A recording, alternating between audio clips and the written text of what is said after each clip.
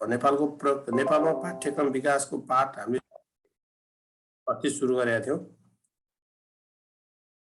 आज हामी त्यसलाई कन्टिन्यू गर्छौं। आज यहाँ मका लाइन छैन साथीहरु, मैले भिडियो देखाएको छैन। मका आज लाइन गएको छ। अब पाठ्यक्रम विकासको प्रक्रिया भन्छ।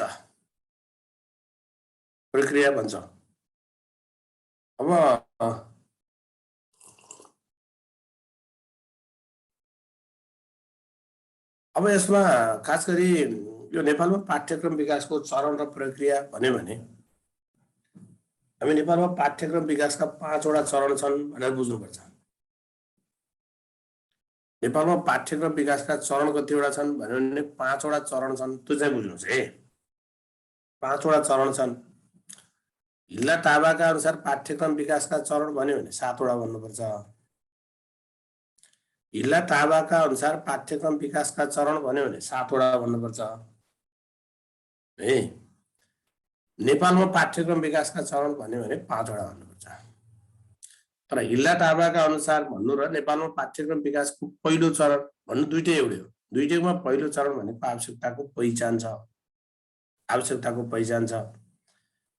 त्यसैले अब नेपालमा पाठ्यक्रम विकासका चरणहरू भन्यो भने 5 वटा चरण। हिल्ला टाबाका अनुसार पाठ्यक्रम विकासका चरण कतिवटा भन्यो भने 7 वटा चरण। नेपालमा पाठ्यक्रम विकासको पहिलो चरण हिल्ला टाबाका अनुसार पाठ्यक्रम विकासको पहिलो चरण भन्यो भने त्यो आवश्यकताको पहिचान हुन्छ भनेर बुझ्नुहोस्। त्यो आवश्यकताको पहिचान हुन्छ। आवश्यकताको पहिचान यो पाठ्यक्रम विकासको पहिलो चरण हो भनेर बुझ्नुहोस्। नेपालमा पाठ्यक्रम विकासका अन्य चरणहरू यसलाई क्रमशः बुझ्नु होला। पहिलो आवश्यकताको पहिचान, त्यसपछि नीतिगत निर्णय हुन्छ। पाठ्यक्रम विकास प्रक्रियालाई अगाडि बढाउनका लागि नीतिगत निर्णय गर्ने काम गरिन्छ। त्यसपछि पाठ्यक्रम विकास हुन्छ। तेस्रो चरणमा पाठ्यक्रमको विकास हुन्छ। चौथोमा पाठ्यक्रमको स्वीकृति हुन्छ र पाँचौं चरणमा पाठ्यक्रमको मूल्याङ्कन र सुधार हुन्छ। पाँचौं चरणमा पाठ्यक्रमको मूल्याङ्कन र सुधार हुन्छ। पाँचौं चरणमा पाठ्यक्रमको मूल्याङ्कन र सुधार हुन्छ। यी 5 वटा चरण हुन्छन् भनेर बुझ्ने है। 5 वटा चरण हुन्छन् भनेर बुझ्नुस्। यो अडरली बुझ्नु होला। आवश्यकताको पहिचान, नीतिगत निर्णय, पाठ्यक्रम विकास, पाठ्यक्रम स्वीकृति, पाठ्यक्रम मूल्याङ्कन र सुधार, यति चाहिँ बुझ्नुस्। तर यो पाठ्यक्रम विकासको पाठमा के काम हुन्छ त? पाठ्यक्रम विकासको काममा प्रक्रियामा के काम हुन्छ त भनेर सोध्यो भने यसमा यो पाठ्यक्रम विकासको काम भित्र जाँदा पाठ्यक्रम एकैचोटि यहाँ विकास भनेर विकास हुने विषय त होइन।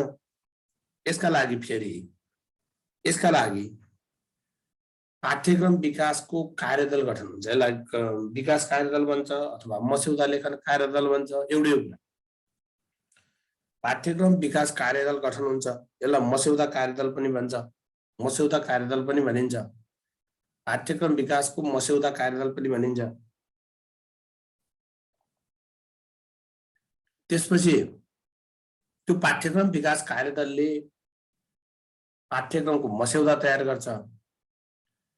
त्यो पाठ्यक्रम मात्रै होइन, यो पाठ्यपुस्तकको पनि यही प्रक्रिया हो। त्यसपछि त्यो शिक्षक कार्यशालामा पेश हुन्छ। शिक्षक कार्यशालामा छलफल भइसकेपछि त्यो शिक्षक कार्यशालामा प्राप्त भएको सुझाव समेत समावेश गरेर तयार गरेको जुन पाठ्यक्रमको मस्यौदा त्यो विषय समितिमा जान्छ। विषय समितिले पनि आवश्यकता अनुसार त्यसमा संशोधन गर्छ।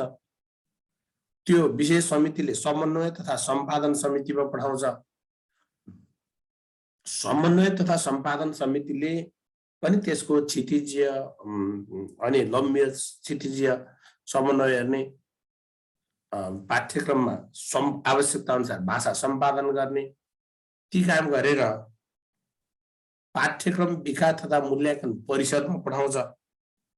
राष्ट्रिय पाठ्यक्रम विकास तथा मूल्याङ्कन परिषदमा पठाउँछ। परिषदले स्वीकृतिका लागि मन्त्रालयमा पेश गर्छ, परिषदले शिक्षा विज्ञान तथा प्रविधि मन्त्रालयमा पेश गर्छ र नेपाल सरकारबाट स्वीकृत भएपछि लागू गर्छ। अब तपाईहरुले के बुझ्नु पर्यो भने नेपालमा पाठ्यक्रम पाठ्यपुस्तक विकास स्वीकृतिका लागि पेश गर्ने काम कसले गर्छ भन्यो भने राष्ट्रिय पाठ्यक्रम विकास तथा मूल्याङ्कन परिषद भनेर बुझ्ने। नेपालमा पाठ्यक्रम पाठ्यपुस्तकको स्वीकृति कसले गर्छ भन्यो भने त्यो स्वीकृति नेपाल सरकारले गर्छ भनेर बुझ्नु। स्वीकृति नेपाल सरकारले गर्छ, स्वीकृतिका लागि पेश गर्ने काम कसले गर्छ भन्यो भने राष्ट्रिय पाठ्यक्रम विकास तथा मूल्याङ्कन परिषद भनेर बुझ्ने।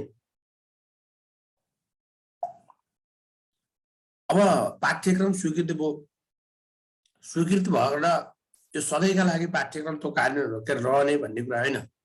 पाठ्यक्रमको मूल्याङ्कन र सुधार गरिन्छ। अब पाठ्यक्रमको मूल्याङ्कन कति कति समयमा गरिन्छ भन्यो भने पाठ्यक्रमको मूल्याङ्कन प्रत्येक 5-5 वर्षमा पाठ्यक्रमको मूल्याङ्कन गरिन्छ। 5-5 वर्षमा पाठ्यक्रमको मूल्याङ्कन गरिन्छ। मूल्याङ्कन कति वर्षमा गरिन्छ भन्यो भने 5 वर्षमा। 5 वर्षमा मूल्याङ्कनको सुधार पाठ्यक्रमको मूल्याङ्कन गरिन्छ। नबुझेको कुरा सोधेर लेख्ने है, यहाँ च्याटमा लेख्ने नबुझेको कुरा च्याटमा लेख्नुहोस्, तर यही विषयसँग सम्बन्धित मात्रै सोध्नुहोस् है। फेरि अब पाठ्यक्रम 5-5 वर्षमा पाठ्यक्रमको मूल्याङ्कन गरिन्छ। अब फेरि यसमा 3टा शब्द बुझ्नुहोस्। पाठ्यक्रमको अध्यावधिक प्रत्येक वर्ष अथवा आवश्यकता अनुसार गर्ने, पाठ्यक्रमको परिमार्जन, शब्द ध्यान दिनु होला। पाठ्यक्रमको परिमार्जन 5-5 वर्षमा गर्ने, परिमार्जन भन्यो भने 5-5 वर्षमा गर्ने। अनि पाठ्यक्रमको परिवर्तन 10-10 वर्षमा हुन्छ, 10-10 वर्षमा हुन्छ भनेर बुझ्नु पर्यो। यसरी चाहिँ बुझ्नु पर्यो। माविको किताबमा केही छुटिया छैन साथी। माविको किताबमा केही छुटिया छैन दिपकजी, पिर नमान्नु होला। माविको किताबमा सब चिज छ।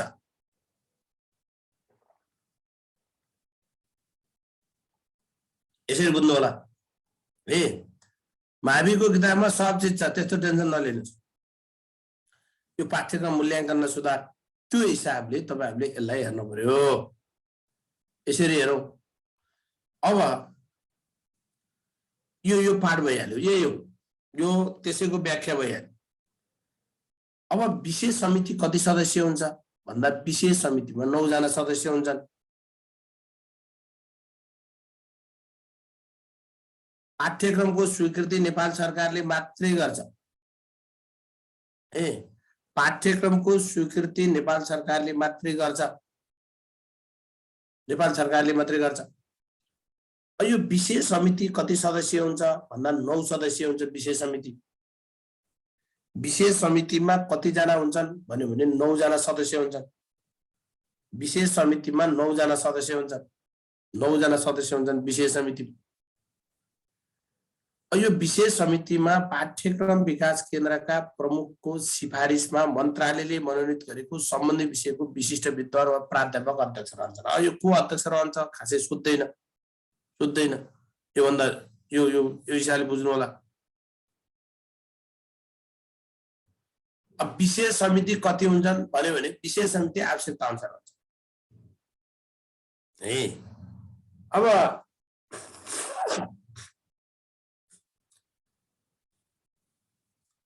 मैले पटक पटक भनेको छु, तपाईहरुले कुरै सुन्नुहुन्न कि जस्तो लाग्यो। पाठ्यक्रम पाठ्यपुस्तकको स्वीकृति नेपाल सरकारले मात्रै गर्छ, अरु नेपाल सरकार बाहेक अरु कसैले गर्दैन। यसरी चाहिँ बुझ्नुहोस्। अब यो विशेष समिति भनेको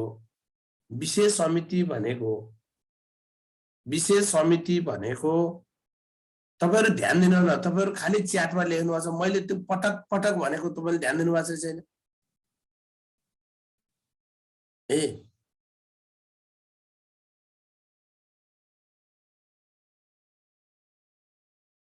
तपाईहरुको जिज्ञासा देख्दा नि म दङ्ग पर्छु। मैले बोर्ड युज गर्दिन साथी हो, बरु क्लास लिन्न बोर्ड युज गर्दिन। त्यो भएर त्यो जिज्ञासा नराख्नु होला हैन। मैले बोर्ड युज गर्दिन, बोर्ड क्लास लिन्न, बोर्ड युज गर्दिन है। अब यो तपाईहरुको जिज्ञासा भएन कि मलाई पढाउन नि जाहेर चलेन। पाठ्यक्रम निर्माण र विकासको चरण भनेको एउटै हो है। अब यो विशेष समिति भनेको ध्यान दिनुहोस् प्लिज, तपाईहरु अलिकति ध्यान दिनुहोस् त। यो विशेष समिति भनेको के हो? विशेष समिति भनेको गणितको विशेष समिति हुन्छ, अंग्रेजीको विशेष समिति हुने भयो, नेपालीको हुने भयो, पाठ्यक्रम पाठ्यपुस्तक भन्ने विषय त हरेक विषयका बन्ने भए। हरेक विषयको त्यो पाठ्यक्रम विकासको कामलाई अगाडि बढाउनका लागि विषय अनुसारै मस्यौदा कार्यदल गठन हुन्छ। कार्यदल भनेको त्यो लेखन गर्ने टिम हो। शिक्षक विशेषज्ञ लगायतको एउटा चाहिँ टिम बन्छ, त्यसलाई कार्यदल भन्छ। कार्यदलले लेखेर एउटा मस्यौदा बनाउँछ, ड्राफ्ट बनाउँछ। त्यो बनाएको के अरे पाठ्यक्रमको मस्यौदालाई शिक्षक कार्यशालामा पेश गरिन्छ। शिक्षकको कार्यशालामा शिक्षकहरूलाई भेला गरिन्छ, शिक्षकको कार्यशालामा पेश गरिन्छ। त्यो शिक्षक कार्यशालाबाट त्यसलाई आवश्यकता अनुसार परिमार्जन गरेर विषय समितिमा जान्छ। विषय समितिमा अब विषय समिति भनेको हरेक विषयको विषय समिति रहन्छ। विषय कतिवटा पाठ्यक्रम बनाउने भन्ने हिसाबले विषय समिति रहने हो। अब अहिले पाठ्यक्रम पाठ्यपुस्तक के अरे विकास निर्देशिकाले 38 वटा विषय समिति भनेर दिएको छ, तर त्यो 38 वटै हुन्छ भन्ने छैन। आवश्यकता अनुसार के हुन्छ, विषय समिति बढ्छ। अब राज्यले कति विषयको पाठ्यक्रम बनाउने, पाठ्यपुस्तक बनाउने,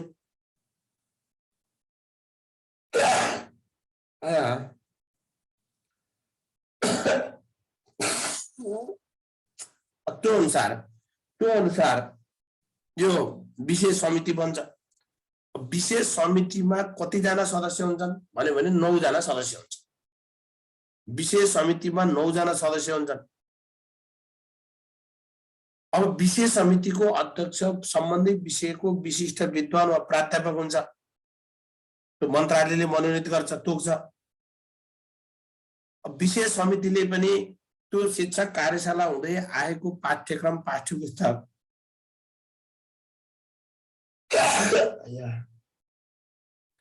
त्यसको मस्यौदालाई आवश्यकता अनुसार परिमार्जन गरेर समन्वय तथा सम्पादन समितिमा पेश गर्छ। यो समन्वय तथा सम्पादन समिति भन्यो भने यो समन्वय तथा सम्पादन समितिको प्रमुख पाठ्यक्रम विकास केन्द्रको हाकिम हुन्छ। त्यसले चाहिँ के गर्छ, लम्बिय संगठन समतलीय संगठन हेर्छ, भाषा सम्पादन गर्छ। त्यसपछि यो राष्ट्रिय पाठ्यक्रम विकास तथा मूल्याङ्कन परिषदमा पेश हुन्छ। राष्ट्रिय पाठ्यक्रम विकास तथा मूल्याङ्कन परिषदले स्वीकृतिका लागि मन्त्रालयमा पेश गर्छ अथवा स्वीकृतिका लागि सिफारिस गर्छ। नेपाल सरकारले स्वीकृति गर्छ। नेपाल सरकारले स्वीकृत गरेपछि लागू हुन्छ। त्यो लागू भएको पाठ्यक्रमलाई आवश्यकता अनुसार वा प्रत्येक वर्ष अद्यावधि गरिन्छ। 5-5 वर्षमा मूल्याङ्कन गरिन्छ। 5-5 वर्षमा परिमार्जन गरिन्छ, मूल्याङ्कन र परिमार्जन गरिन्छ र 10-10 वर्षमा परिवर्तन गर्ने नीति छ भने। यो स्लाइड भनेको यसैको व्याख्या हो। स्क्रिनशट गरेर गर्नु, त्यही अगाडिको चार्टको व्याख्या हो। अब पाठ्यक्रम स्वीकृति र कार्यान्वयनको कुरामा हेर्दा निर्देशिकामा भएको व्यवस्था अनुसार अन्तिम रूप दिएको पाठ्यक्रम विकास तथा मूल्याङ्कन परिषदको निर्णय सहित मन्त्रालयमा पेश हुन्छ। मन्त्रालयले स्वीकृतिको लागि नेपाल सरकार समक्ष पेश गर्छ। नेपाल सरकारबाट स्वीकृत भएपछि यो के हुन्छ, यो कार्यान्वयन हुन्छ।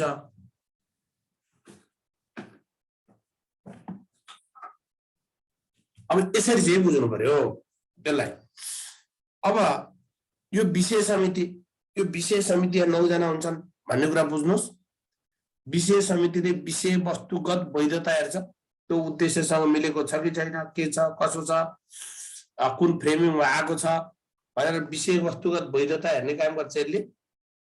अनि समन्वय तथा सम्पादन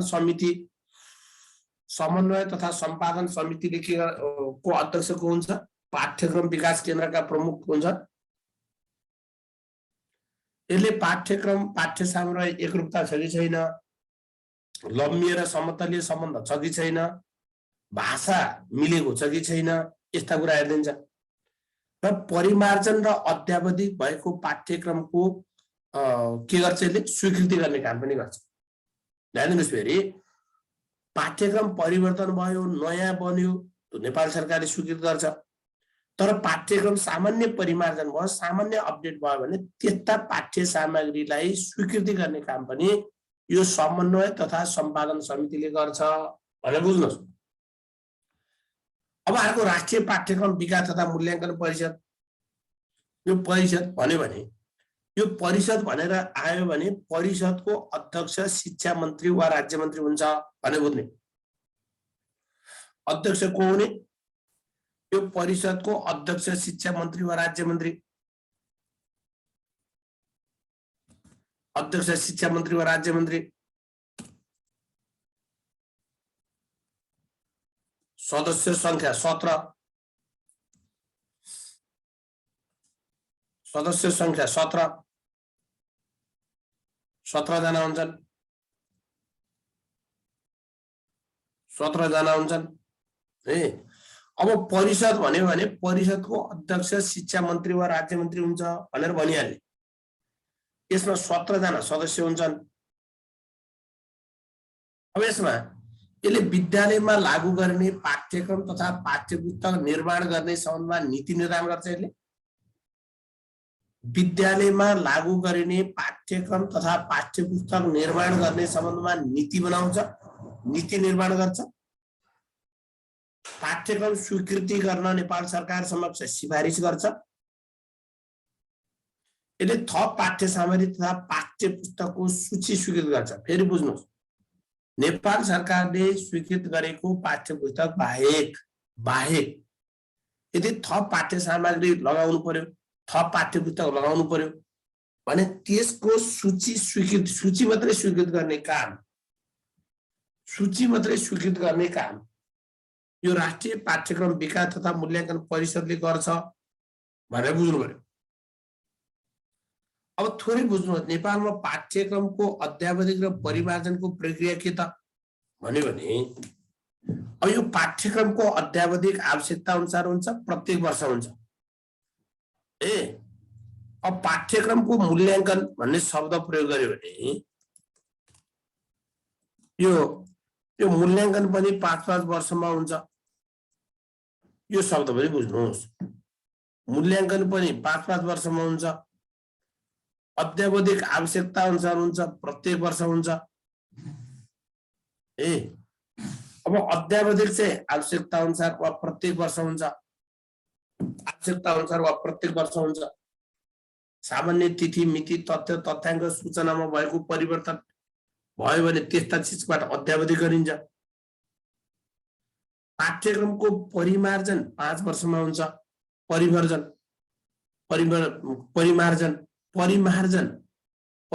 भनेको ड्रास्टिक चेन्ज होइन, त्यो यसरी बुझ्नु पर्यो। यसरी बुझ्नु।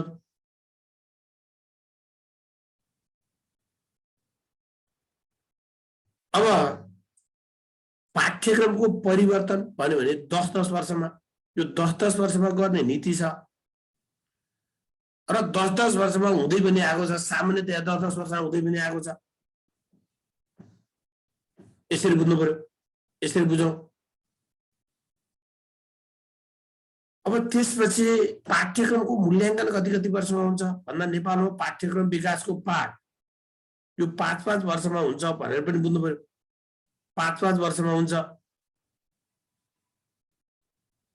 यसरी बुझौँ। अब सम्बन्धित विषय क्षेत्रका तथ्य तथ्याङ्क सूचनामा भएको परिवर्तनका आधारमा पाठ्यक्रमको अध्यावधिक हुन्छ। पाठ्यक्रम अध्यावधिक हुन्छ। अध्यावधिक तथा परिमार्जन गरिएका पाठ्यक्रम तथा पाठ्य सामग्री समन्वय र सम्पादन समितिबाट कार्यान्वयन लगिन्छ। यो भनेको अर्थ परिवर्तन भएको, परिमार्जन भए के अरे परिवर्तन भएको, नयाँ विकास भएको, परिवर्तन भएको, नयाँ विकास भएको, त्यो नेपाल सरकारले स्वीकृत गर्छ। त्यो कुरा बुझ्नुहोस्। अब परिमार्जन मात्रै भएको, सामान्य परिमार्जन वा अत्यावधिक मात्रै भएको त्यो चिज चाहिँ कसले स्वीकृत गर्छ? समन्वय तथा सम्पादन समितिबाट स्वीकृत गरी कार्यान्वयनमा लगिन्छ भनेर बुझ्नु पर्यो। पाठ्यक्रम परिमार्जन गर्दा पाठ्यक्रमको प्रतिस्थापन वा आमूल परिवर्तन हुँदैन, सामान्य परिवर्तन मात्रै हुन्छ भनेर बुझ्नु पर्यो। सामान्य परिवर्तन मात्रै हुन्छ। र पाठ्यक्रम कार्यान्वयन भएको सामान्यतया 10 वर्ष पुरा भएपछि, कति वर्षपछि? सामान्यतया 10 वर्ष पुरा भएपछि पाठ्यक्रममा पुनरावलोकन गरी आवश्यकता अनुसार परिवर्तन गरिन्छ भन्छ। पाठ्यक्रम कार्यान्वयन भएको सामान्यतया 10 वर्ष पुरा भएपछि पाठ्यक्रममा पुनरावलोकन गरी आवश्यकता अनुसार के गरिन्छ? परिवर्तन गरिन्छ भनेर बुझ्नु पर्यो। ल हेर्नुस् है, पुनरावलोकन गरी परिवर्तन गर्ने कुरा 10 वर्षमा गरिन्छ। अब त क्लियर हुनु होला। पाठ्यक्रमको मूल्याङ्कन 5-5 वर्षमा, अध्यावधिक हरेक वर्ष अथवा आवश्यकता अनुसार, परिमार्जन भन्यो भने 5 वर्षमा। त्यो परिमार्जन अध्यावधिक भएको समन्वय र सम्पादन समितिबाट टुङ्गिँदो रहेछ। परिवर्तन 10-10 वर्षमा हुँदो रहेछ। परिवर्तन भएको, नयाँ विकास भएको पाठ्यक्रम कसले स्वीकृत गर्छ? नेपाल सरकारले स्वीकृत गर्छ।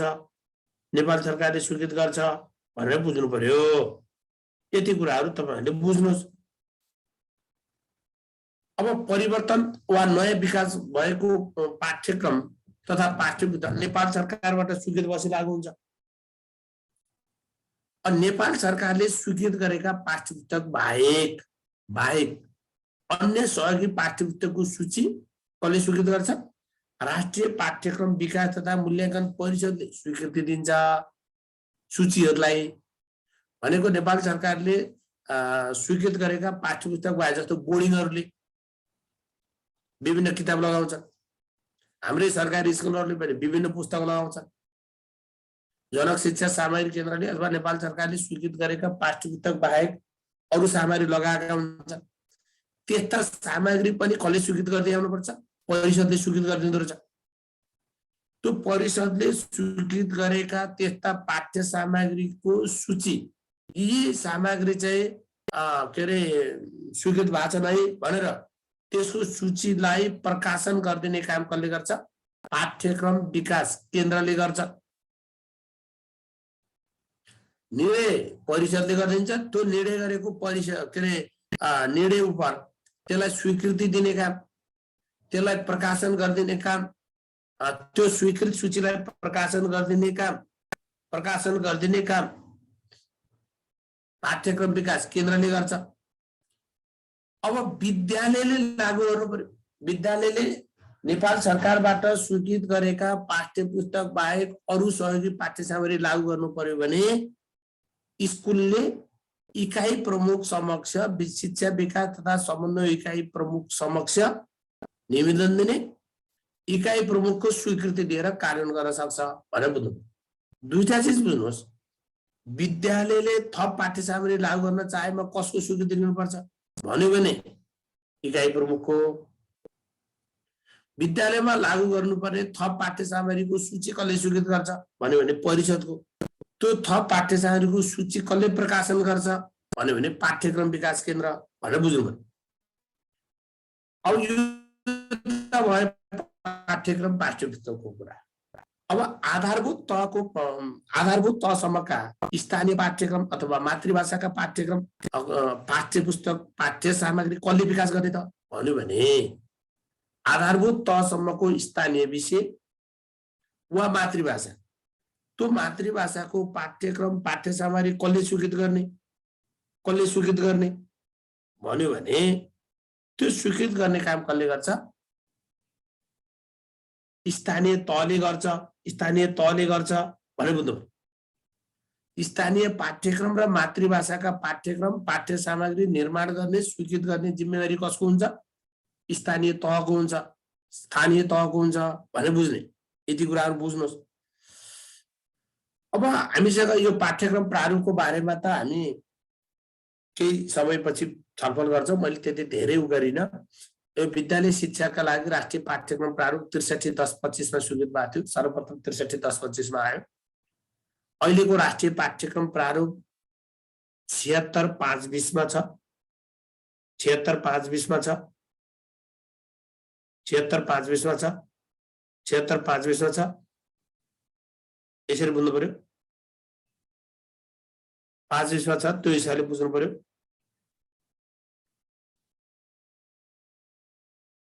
अनि स्थानीय पाठ्यक्रम प्रारूप भनेर 71/3/30 मा स्वीकृत भएको छ। अहिले यो पाठ्यक्रम विकासको काम चाहिँ पाठ्यक्रम तथा पाठ्य सामग्री विकास निर्देशिका 76/7/20 अनुसार हुन्छ। अब यो 76/7/20 को प्रक्रिया पुरा गरेर हुन्छ। तपाईले पाठ्यक्रम पाठ्य सामग्री विकास निर्देशिका भनेर खोज्नुभयो भने यो विकास निर्देशिकाले पाठ्यक्रम कसरी बनाउने, के प्रक्रिया अपनाउने भन्ने कुरा यो पाठ्यक्रम तथा पाठ्य सामग्री विकास निर्देशिका 2076 ले दिया हो। 76/7/20 ले दिया छ। 76/7/20 ले दिया छ। यसरी बुझ्नु पर्यो। अब स्थानीय पाठ्यक्रम विकास तथा कार्यान्वयन मार्गदर्शन भन्छ यो 2076 छ। स्थानीय पाठ्यक्रम विकास तथा कार्यान्वयन मार्गदर्शन मातृभाषा सहित यो 2076 छ। 2076 छ। 2076 स्थानीय पाठ्यक्रम विकास तथा कार्यान्वयन मार्गदर्शन मातृभाषा सहित यो 2076 छ। यसरी बुझ्नु पर्यो। 2076 छ। र 2051 देखि पाठ्यक्रम विकास केन्द्रले मातृभाषाका पाठ्य सामग्री विकास गर्न सुरु गर्यो। 2051 देखि पाठ्यक्रम विकास केन्द्रले मातृभाषाका पाठ्य सामग्री विकास गर्न सुरु गरेको हालसम्म कतिवटा? संस्कृत बाहेक 26 वटा मातृभाषा। संस्कृत सहित भन्यो भने 27। संस्कृत बाहेक 26 वटा मातृभाषामा पाठ्यपुस्तक विकास गरेका छ भने बुझौं। अब अर्को कुरा एउटा यो धेरै सोध्छ क्वेशन, धेरै सोध्ने क्वेशन हो। पाठ्य पुस्तक तथा पाठ्य सामग्रीको मुद्रणीय प्रति कसले तयार गर्छ भने सोध्छ। पाठ्य पुस्तक तथा पाठ्य सामग्रीको मुद्रणीय प्रति पीआरसी प्रिन्ट रेडी कपी कसले स्वीकृत गर्छ, कसले तयार गर्छ भनेको छाप्नका लागि ठिक्क बनाएको सामग्री पीडीएफ फाइल भनेर बुझ्नुस्। पाठ्य पुस्तक तथा पाठ्य सामग्रीको मुद्रणीय प्रति प्रिन्ट रेडी कपी, यो प्रिन्ट रेडी कपी कसले तयार गर्छ? Print ready copy. त्यो प्रिन्ट रेडी कपी चाहिँ पाठ्यक्रम विकास केन्द्रले तयार गर्दो रहेछ। पाठ्यक्रम विकास केन्द्रले तयार गर्छ। पाठ्यक्रम विकास केन्द्रले तयार गर्छ भने बुझ्नु पर्यो। पाठ्यक्रम विकास केन्द्रले नमुना पाठ्य पुस्तक तथा पाठ्य सामग्रीको मुद्रणीय प्रति पीआरसी तयार गर्छ। पीआरसी तयार गर्छ। पीआरसी तयार गर्छ भनेर बुझ्नु पर्यो। अब जनक शिक्षा सामग्री केन्द्र लिमिटेडले ती पाठ्य सामग्रीहरू मुद्रण गरी मुलुकभर वितरण गर्छ। मुद्रण गरी मुलुकभर वितरण गर्छ। मुद्रण गरी मुलुकभर वितरण गर्छ। मुलुकभर वितरण गर्ने काम गर्छ भनेको अर्थ बुझ्नुहोस्। पाठ्य पुस्तक तथा पाठ्य सामग्रीको मुद्रणीय प्रति कसले तयार गर्छ? त्यो पाठ्यक्रम विकास केन्द्र। अब पाठ्य पुस्तक तथा पाठ्य सामग्रीको मुद्रण कसले गर्छ? मुद्रण भनेको छपाई। छपाई गरी वितरण गर्ने काम कसले गर्छ? त्यो जनक शिक्षा सामग्री केन्द्र लिमिटेडले गर्छ भन्ने बुझ्नु पर्यो।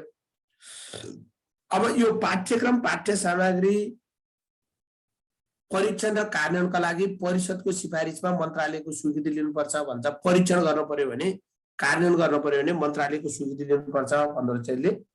यसरी चाहिँ बुझौं। अब नयाँ पाठ्यक्रम बन्यो, पाठ्य पुस्तक बन्यो भने त्यो नयाँ पाठ्यक्रम पाठ्य पुस्तक चाहिँ शैक्षिक सत्र सुरु भएको 1 महिनाभित्र प्रबोधीकरण गरिसक्नुपर्छ भन्छ। प्रबोधीकरण भनेको नयाँ पाठ्यक्रम पाठ्य पुस्तकको बारेमा परिचय गराउने काम हो। नयाँ पाठ्यक्रम पाठ्य पुस्तकको बारेमा परिचय गराउने काम हो।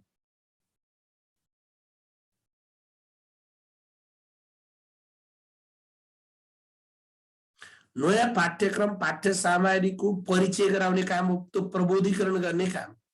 प्रबोधीकरण गर्ने काम कहिले गर्छ?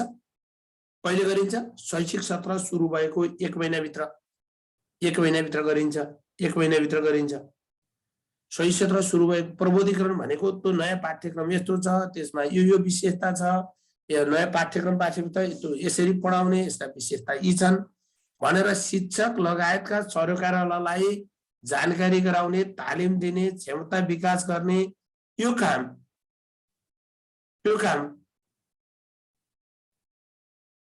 कसले गर्छ? यो काम कहिले गरिन्छ भन्दा शैक्षिक सत्र सुरु भएको 1 महिनाभित्र गरिन्छ भनेर बुझ्नु पर्यो। यसरी चाहिँ बुझौँ। अब विद्यालय तहको पाठ्यक्रम ढाँचा भनेर हेर्नु पर्यो। विद्यालय तहको पाठ्यक्रमको ढाँचा यो विद्यालय तहको अहिलेको पाठ्यक्रमको ढाँचा हेर्ने। यो ढाँचा के हो भन्नुहुन्छ भने विद्यालय शिक्षाको पाठ्यक्रम ढाँचा यो कहिले स्वीकृत भयो? 75/5/2 मा परिषदले स्वीकृत गरेको। विद्यालय शिक्षाको पाठ्यक्रमको ढाँचा पहिले स्वीकृत भयो अहिलेको। अहिले अब यो नयाँ पाठ्यक्रमको ढाँचा, यो नयाँ पाठ्यक्रमको ढाँचा 75/5/2 मा स्वीकृत भयो। 75/5/2 मा स्वीकृत भयो। 75/5/2 मा स्वीकृत भयो।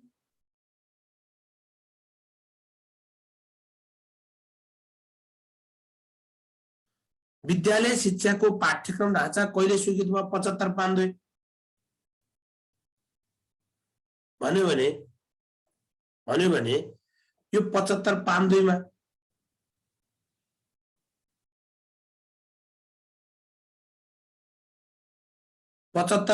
भनेर बुझ्नुस्। अब राष्ट्रिय पाठ्यक्रम प्रारूप 2076 अनुसार भन्यो भने आधारभूत पाठ्यक्रम, अब तपाईँ हामीलाई राष्ट्रिय पाठ्यक्रम प्रारूप 2076 अनुसार भन्यो। आधारभूत पाठ्यक्रम 2076 कक्षा 1-3 बन्यो। आधारभूत पाठ्यक्रम कक्षा 4-5 2078 बन्यो। आधारभूत पाठ्यक्रम कक्षा 6-8 2077 बन्यो। माध्यमिक पाठ्यक्रम कक्षा 9-10 2078 बन्यो। ये जे भने पनि पाठ्यक्रमको ढाँचा यही हो। त्यो 75/5/2 मा स्वीकृत भएको ढाँचा हो। अहिले आधारभूत पाठ्यक्रम 1-3 छ 2076 को छ। 4-5 को पाठ्यक्रम छ 2078 मा छ। 6-8 को पाठ्यक्रम 2077 मा छ र कक्षा 9-10 को पाठ्यक्रम 2078 मा छ। 78 मा अहिले जारी भएको छ। यी सबै अनुसार पाठ्यक्रमको ढाँचा अब हामी हेर्छौं। अब पाठ्यक्रमको ढाँचा हेर्छौं, त्यसलाई चाहिँ बुझ्नु। यो एकदम महत्त्वपूर्ण पाठ छ, एकदमै महत्त्वपूर्ण पाठ छ। त्यो हिसाबले बुझ्नु पर्यो। यसरी बुझौं, यसरी हेरौं। अब यसरी चाहिँ बुझौं।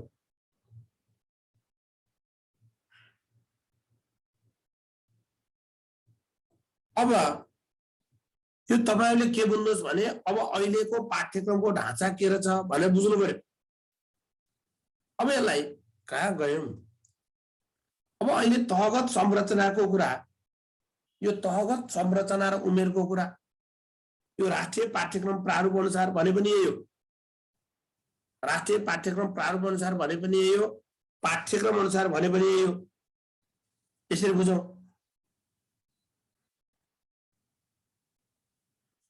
अब यो विद्यालयको तह 3 तह भन्छ।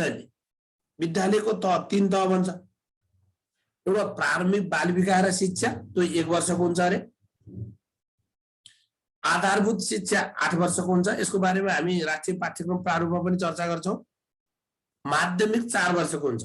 प्रारम्भिक बाल विकास र शिक्षा 1 वर्षको हुन्छ। आधारभूत 8 वर्षको हुन्छ। माध्यमिक 4 वर्षको हुन्छ। 4 वर्षको हुन्छ। 1 + 8 + 4 यसको स्ट्रक्चर। 1 वर्षको प्रारम्भिक बाल विकास शिक्षा, 8 वर्षको आधारभूत शिक्षा, 4 वर्षको माध्यमिक शिक्षा। 1 + 8 + 4 को स्ट्रक्चर भन्छ पाठ्यक्रमले। तपाईं हामी शिक्षा ऐन भन्यो भने 9 वर्षको आधारभूत शिक्षा प्लस 4 वर्षको माध्यमिक शिक्षा हुन्छ। तर पाठ्यक्रम भन्यो भने 1 वर्षको प्रारम्भिक बाल विकास शिक्षा, 8 वर्षको आधारभूत शिक्षा, 4 वर्षको माध्यमिक शिक्षा। यसरी बुझ्नु पर्यो। 1 + 8 + 4 प्रारम्भिक बाल विकास र शिक्षा यो 4 वर्ष उमेर समूहका लागि दिइन्छ।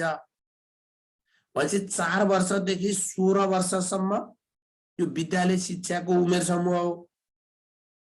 विद्यालय शिक्षाको उमेर समूह कुन हो भन्यो भने 4 देखि 16 वर्ष भनेर बुझ्नु पर्यो। अब सिकाइ क्षमता स्तरका आधारमा ध्यान दिनुस्, सिकाइ क्षमता स्तरका आधारमा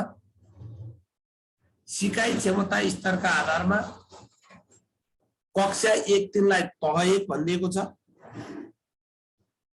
कक्षा 4-5 लाई तह 2 भनिदिएको छ, कक्षा 6-8 लाई कक्षा 1-3 लाई तह 1, कक्षा 4-5 लाई तह 2, कक्षा 6-8 लाई तह 3, 9-10 लाई तह 4 र 11-12 लाई तह 5 भन्छ। सिकाइ क्षमता स्तरका आधारमा 5 वटा तहमा पाठ्यक्रमले विद्या संरचनालाई स्वीकार गरिदिएको रहेछ। 5 वटा तह, 1-3 लाई तह 1 भन्दो रहेछ, कक्षा 4-5 लाई तह 2 भन्दो रहेछ। यो सिकाइ क्षमता स्तरका आधारमा त्यो विभाजन हो भनेर बुझ्नु पर्यो। अब यसको बारेमा हामी थप कुरा फेरि राष्ट्रिय पाठ्यक्रम प्रारूपमा पनि पढ्छौं, यसरी बुझौं। अब यो पाठ्यक्रमको परीक्षण र लागू कहिले कहिले भयो त्यो पनि हेरौं।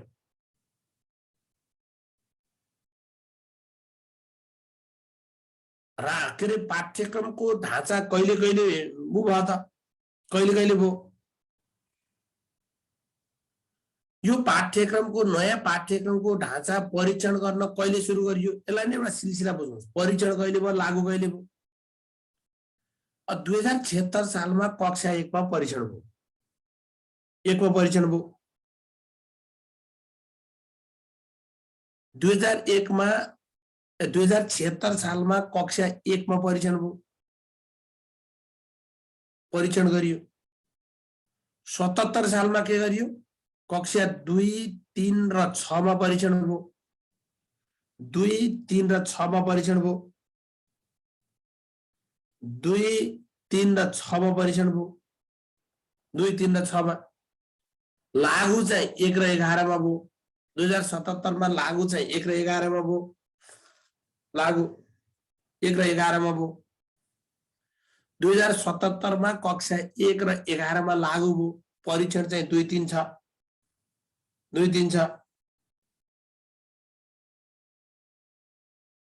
2078 मा कक्षा 4, 7 र 9 मा परीक्षण भयो।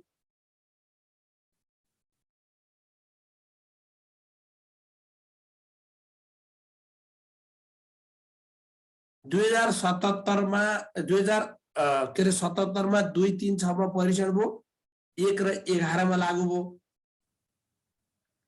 2078 सालमा त्यहाँ 2, 3, 6 हेरिहाल्नुहोस्, 3 पछि 4 मा परीक्षण भयो, 6 पछि 7 मा परीक्षण भयो, 9 बच्चाको परीक्षण गरियो 2078 मा।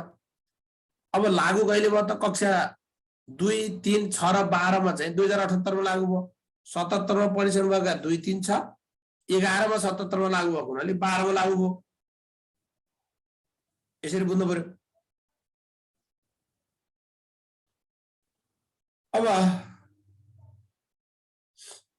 2079 मा कक्षा 5 मा चाहिँ परीक्षण भयो, कक्षा 5 मा परीक्षण भयो।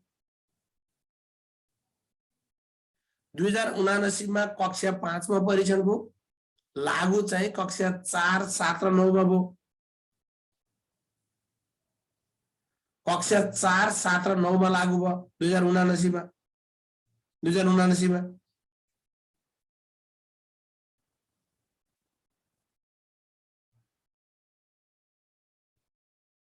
2079 मा कक्षा 5 मा परीक्षण भयो, और लागू चाहिँ अब 2079 मा कक्षा 4, 7 र 9 मा लागू हुँदैछ। 2080 मा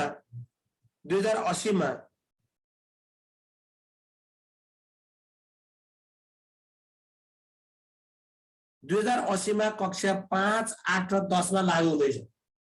5, 8 र 10 मा लागू हुँदैछ।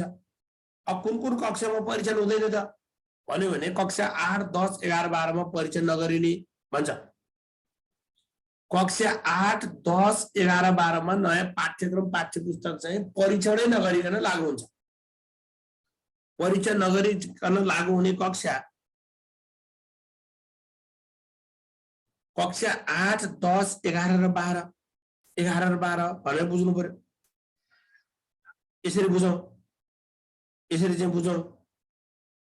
अब अहिलेको पाठ्यक्रम संरचनामा पूर्णाङ्क हुँदैन, पाठ्यभार हुँदैन। यो शब्द बुझ्नुहोस्, यो नयाँ कुरा हो। यसमा पाठ्यक्रम हुँदैन, यसमा पूर्णाङ्क हुँदैन, यसमा पाठ्यभार हुँदैन।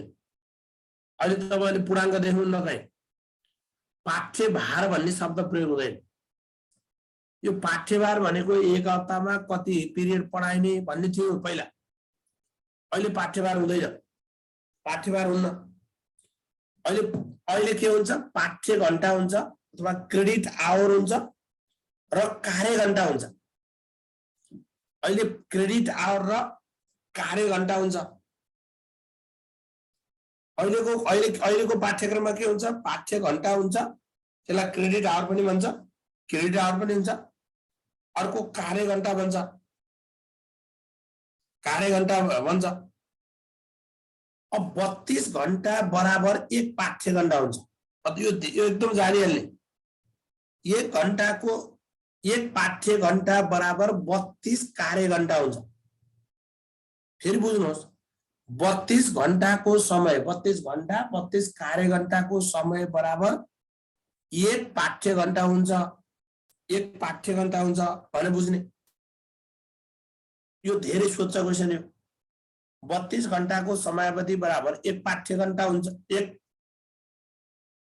पाठ्य घण्टा हुन्छ। 32 कार्य घण्टा बराबर एक पाठ्य घण्टा हुन्छ भने बुझ्ने। सर्टमा बुझ्नुहोस्। यसलाई अर्को भाषामा 32 कार्य घण्टा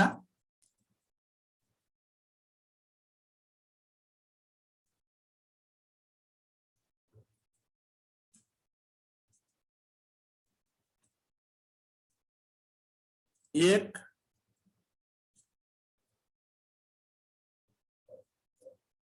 पाठ्य घण्टा भन्ने बुझ्नु पर्यो। यो एकदमै यो मूल मन्त्र बुझौं। यो कक्षा 1-3 मा वार्षिक 26 पाठ्य घण्टा पढाइ गर्ने, कक्षा 4-10 मा, कक्षा 4 देखि 10 मा चाहिँ 32 पाठ्य घण्टा पढाइ गर्ने, 32 पाठ्य घण्टा पढाइ गर्ने। कक्षा 11 र 12 मा वार्षिक 27 देखि 32 पाठ्य घण्टा पढाइ गर्ने, 27 देखि 32।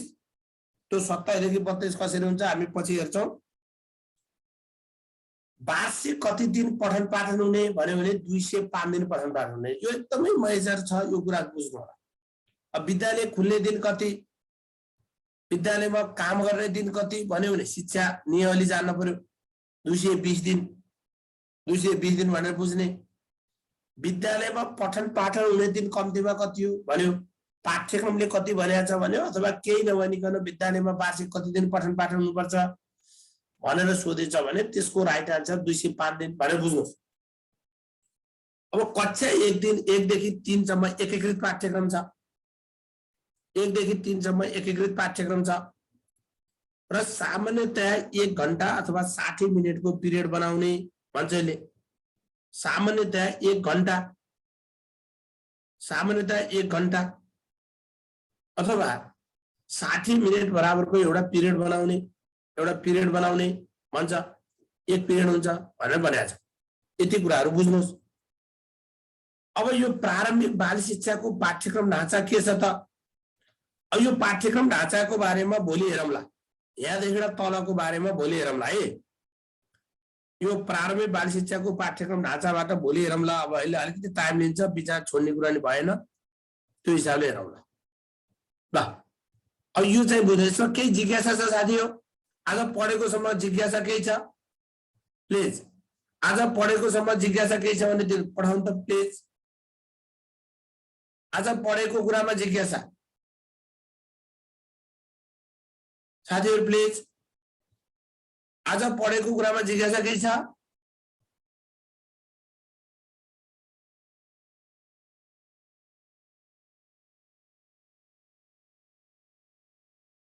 ल अब यो हिसाबले हेर्नु होला। यो एकदम मेजर कुरा छ, हामी त्यसबाट हेरौं। अब यो प्रारम्भिक बाल शिक्षाको पाठ्यक्रम ढाँचाबाट हामी यता हेर्छौं। अब यसले के भन्छ भन्नुहुन्छ भने यसका पनि केही ट्रिकहरु हेर्ने हो क्या हामी। एउटा शब्दले चाहिँ फरक पार्छ। यो चाहिँ हामी भोलि हेरौँला है। भोलि यहाँबाट हेरौँला। हस्, थ्याङ्क यू।